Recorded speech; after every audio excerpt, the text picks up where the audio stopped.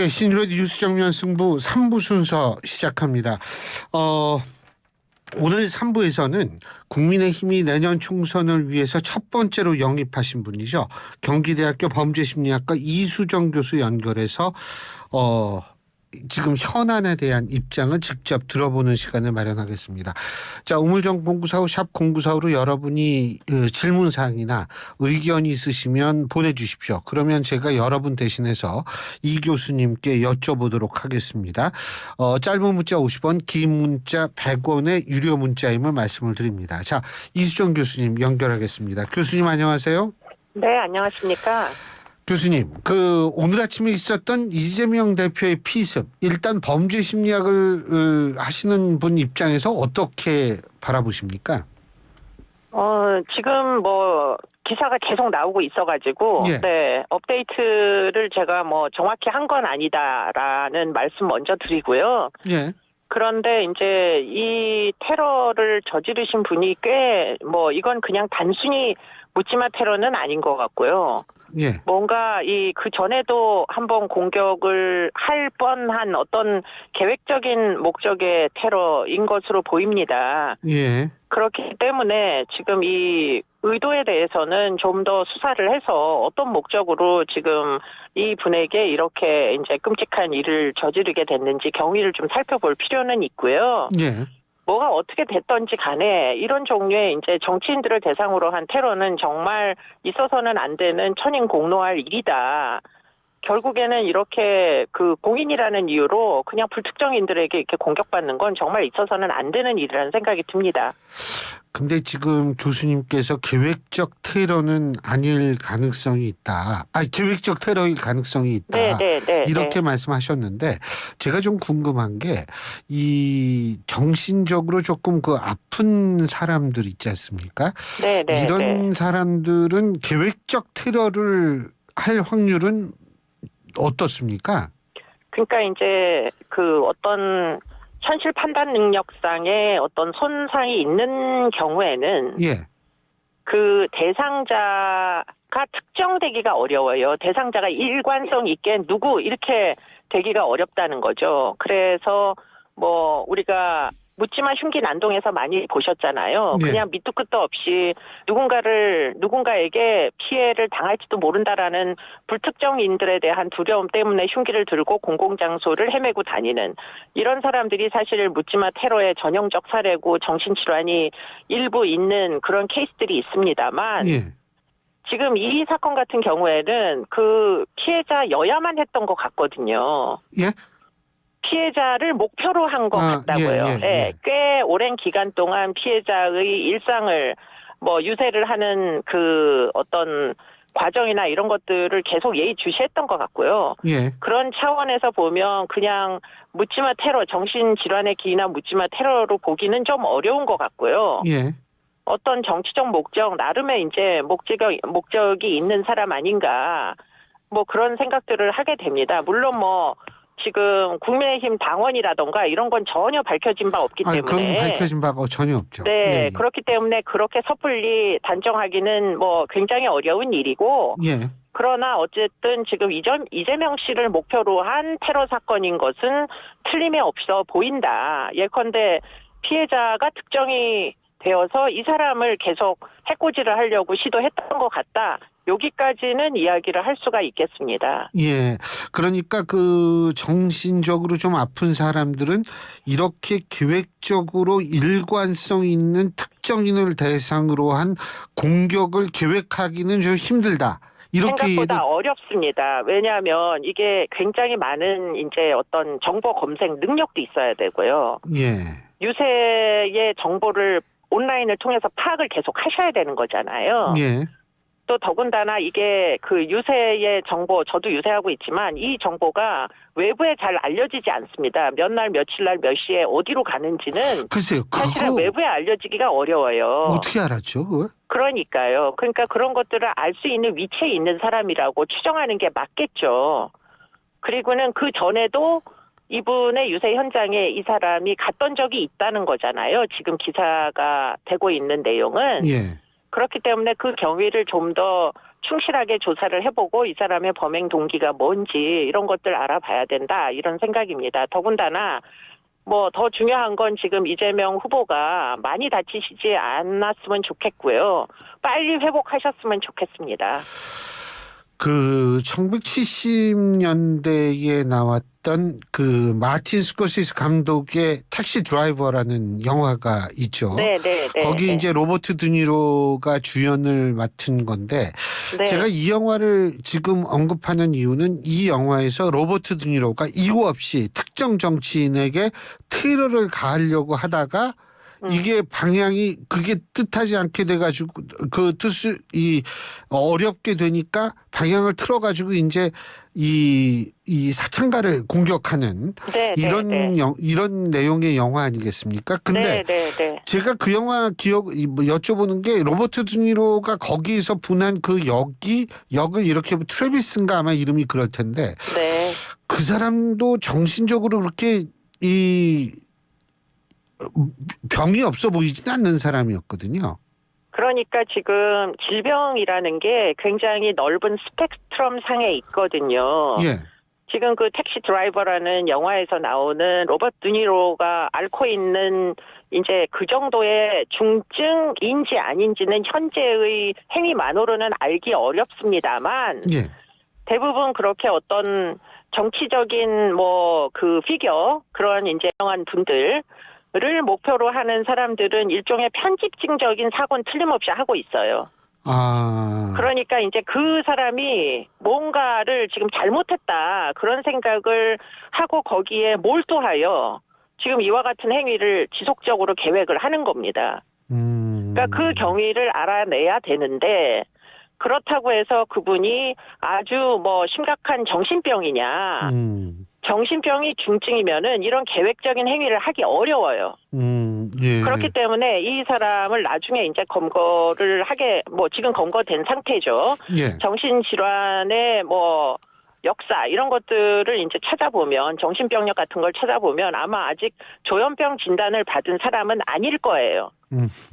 그런데 그럼에도 불구하고 편집증적인 뭔가 사고가 굉장히 진행 중에 있는 사람은 틀림이 없겠다. 이런 얘기는 할 수 있겠습니다. 예. 사실 이 편집증적인 어떤 그런 성향이 진행 중에 있다. 예? 그렇죠. 예. 지금 우리나라에서 제가 앞서도 얘기를 했지만 유독 이 정치인에 대한 테러가 빈도수가 작거든요. 외국에 비해서. 그 이유는 교수님께서는 뭐라고 보십니까? 한마디로 얘기하긴 좀 어려운데 전반적으로 봤을 때 이제 사람들 전반적으로 봤을 때 정치를 신뢰하지 않는 분위기는 우리나라의 특수한 상황인 것 같아요. 그렇기 때문에 뭐 일종의 정치 혐오증 같은 게 결국은 정치인들에 대한 적대감, 나아가서 이런 구체적인 테러 행위까지 이어지는 건 아닌지 그런 것들이 상당히 이제 걱정스러운 양상이다 이렇게 봐야 되겠죠. 경호 문제 같은 경우는 이거 어떻게 해결해 줄지 모를 것 같아요. 어떤 문제요? 그러니까 정치인들이 지금 테러를 많이 당하는 거는 우리나라의 현실 아니에요? 그렇죠. 그렇기 때문에 이분들에 대한 경호를 어떻게든 강화해야 되는 거. 네. 뭐 신변 안전을 우선으로 생각을 해야 될 겁니다. 지금 뭐 점점 이제 4월이 총선이니까 지금 유세가 점점 달아오를 거잖아요. 네. 그렇기 때문에 지금 이런 해프닝이 앞으로도 또 발생하지 말란 법이 없거든요. 그렇기 때문에 대중 유세를 할 때 일반 시민들을 향해서 대중 유세를 할 때 전반적으로 그런 일정에 대하여 조금 더 어디선가는 좀 안전 문제를 도모할 수 있는 지자체 단위에서는 안전 문제를 도모할 수 있는 그런 노력들을 하셔야 될 걸로 추정됩니다.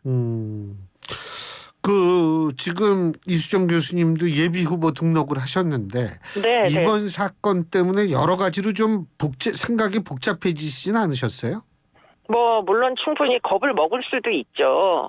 그런데 이제 저는 아무래도 뭐 전공이 범죄 심리학이다 보니까 이런 무차별적인 위험이 언제 어느 때에 주로 발생하는지 이런 것들에 대해서 모르지를 않습니다.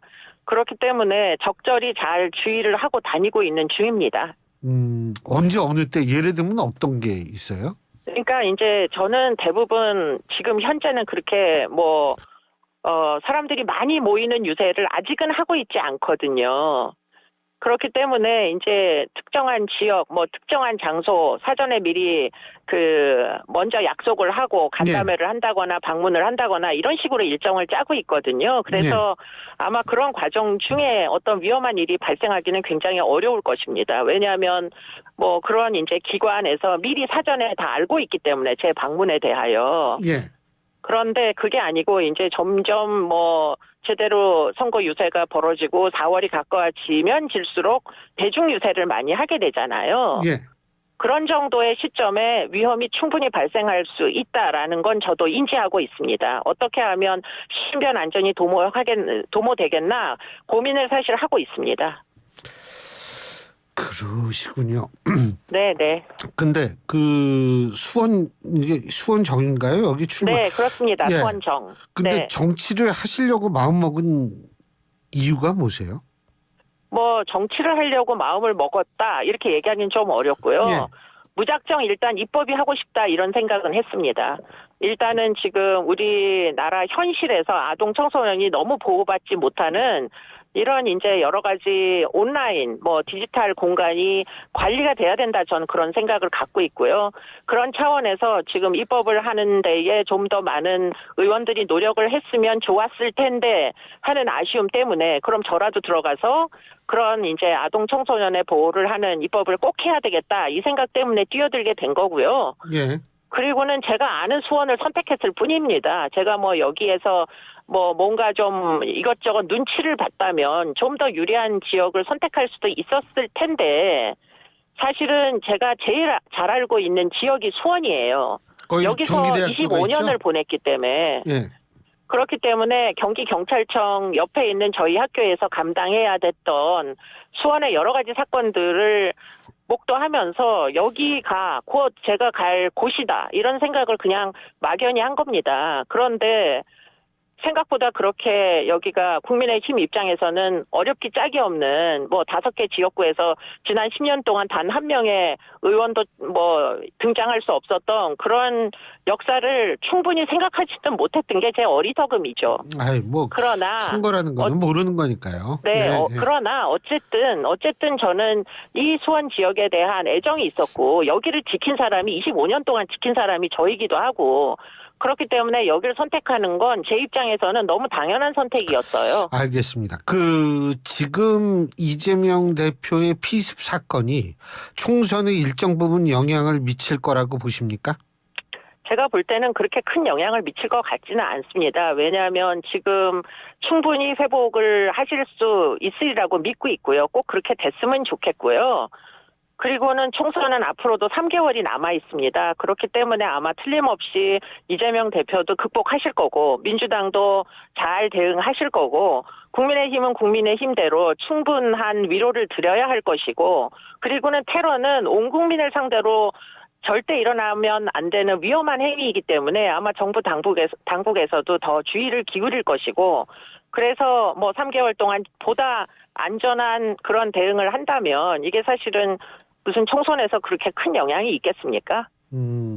그리고 아까 입법을 하고 싶어서 이 국회의원에 출마를 하신다 이런 말씀하셨는데 네. 혹시 정치인이나 언론인들 사실 이 두 부류가 가장 정치의 최일선에 있는 사람들이거든요. 네, 이 사람들에 대한 테러를 했을 경우에 가중 처벌을 한다. 이런 입법 같은 거 생각해 보신 적 있으세요?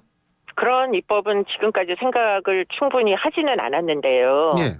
그러나 퍼블릭 피겨, 그러니까 이제 공인이라고 하는 사람들이 보통 사람들보다 훨씬 악성 댓글이든 뭐든 괴롭힘을 많이 당한다는 건 알고 있습니다. 그렇기 때문에 그런 부분에 대하여 댓글에 있어서 또는 나아가서 테러까지 어떻게 안전이 좀 더 도모될 수 있을지 법적으로 고려하는 부분, 이 부분은 충분히 입법 사항일 수도 있지 않을까 이런 생각은 해봅니다.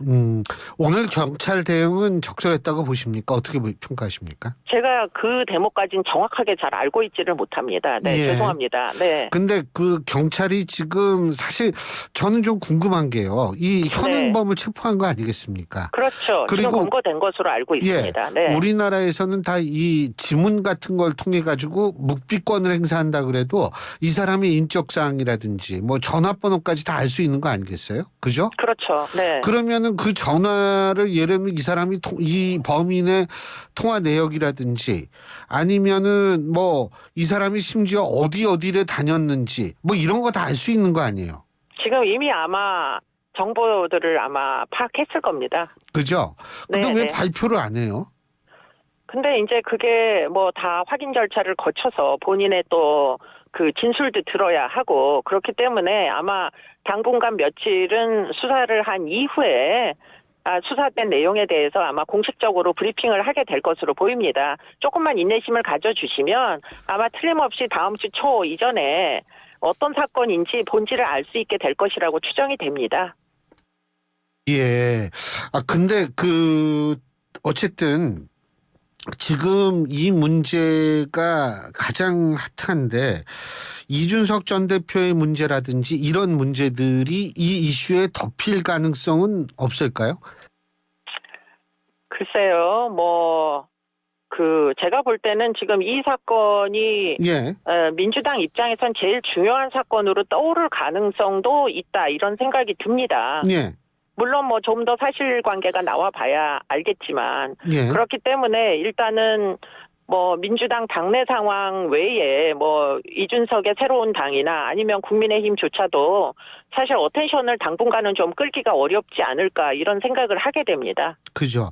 그런데 어쨌든 그럼에도 불구하고 국민의힘은 여태까지 한동훈 비대위원장을 내세워서 그죠? 네. 상당히 좀 변화하고 있다라는 모습을 보여준 것 같아요. 네. 그런데 지금 갑자기 이런 돌발적인 사태가 벌어져서 이러한 것들이 조금 이 상쇄될 수밖에 없는 상황이 아닌가 그런 생각을 해서 여쭤본 거거든요. 근데 그거를 연관을 시킬 필요가 지금 과연 있겠는가? 근데 우리가 연관시키는 것이 아니고 네. 대중들의 관심이 어디로 쏠리느냐는 연관을 네. 시키고 안 시키고의 문제는 아닐 것 같거든요. 네, 관심은 당연히 이 사건의 실체에 대해서 많은 분들이 궁금히 여기시겠죠. 그렇기 예. 때문에 틀림없이 어텐션은 이쪽 상황에 쏠리겠지만 그럼에도 불구하고 국민의힘이 추구하고자 하는 변화는 계속돼야 되는 거고요. 예. 그런 차원에서 일단 이번 주는 어텐션이 이쪽에 쏠릴지 모르지만 다음 주 정도에는 또 다른 어떤 향방이 바뀔 가능성이 매우 높습니다. 그렇기 때문에 꾸준하게 하려고 했던 그런 변화들을 추구하는 게 지금 국민의힘 입장에서는 해야 될 도리가 아닌가 그런 생각이 듭니다. 추구하는 변화라는 게 뭐라고 보세요? 지금 비대위원장이 전국 도당을 지금 다 도시고 계시는 와중이잖아요. 예. 물론 병문안을 하시는 건 당연히 필요한 일이라고 보이지만 그러나 하시려고 했던 도당을 돌면서 사실은 지역 선거구는 또 다른 문제이기 때문에 여러 취약 지구들이 있습니다. 저희 수원만 해도 너무나 취약하고요. 만약에 경기도당에 지금 한동훈 위원장이 오신다면 저도 찾아가서 선거할 때 얼마나 어려운지 하는 것을 좀 이야기를 드리고 여러 가지 지원을 받고 싶습니다. 그렇기 때문에 그런 일들은 틀림없이 이제 비대위원장이 해야 될 업무이죠. 그런 것들을 꾸준하게 계속 지속적으로 해야 되는 것이죠. 물론 변화도 중요하지만 대통령도 좀 변화해야 된다. 이런 얘기 많잖아요. 어떻게 보십니까? 네, 저도 좀 더 부드러운 모습으로 민생에 좀 더 몰두하시는 모습을 보여주시기를 간절히 희망합니다. 예, 그 특검법도 거기에 해당이 되겠죠? 특검법은 지금 이제 의논을 하시겠다는 거니까 아마도 이제 어떤 결론이 나오겠죠. 개인적으로는 어떻게 처리해야 된다고 보십니까? 저는 그렇게 탄핵만으로 총선을 치르겠다는 전반적인 어떤 민주당의 태도는 적절하지 아니하다.